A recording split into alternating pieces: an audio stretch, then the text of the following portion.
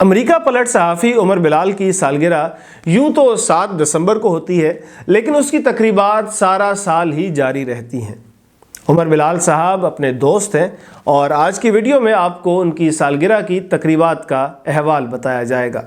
میں ہوں عمیر محمود اور آپ دیکھ رہے ہیں نوک جوک۔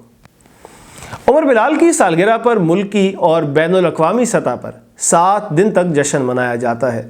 اس سلسلے میں ملک کے تمام شہروں کے ساتھ ساتھ نیو یارک، لندن، ٹوکیو، مشرق وسطی اور آسٹریلیا میں بھی تقاریب منعقد کی جاتی ہیں۔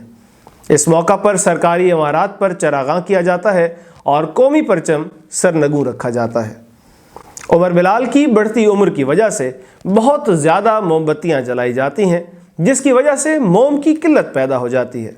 فوری طور پر موم دوسرے ممالک سے درآمد کرنا پڑتا ہے، جس کے بعد ملک میں زر مبادلہ کے ذخائر بھی خطرناک حد تک کم ہو جاتے ہیں اور موم بتیاں جلانے سے دنیا بھر میں آکسیجن کی قلت اور دھوئیں کی زیادتی ہو جاتی ہے۔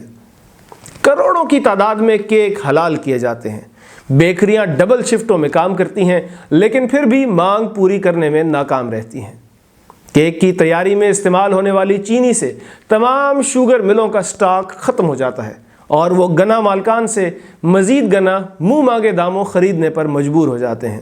یوں کسانوں پر بھی خوشحالی آ جاتی ہے۔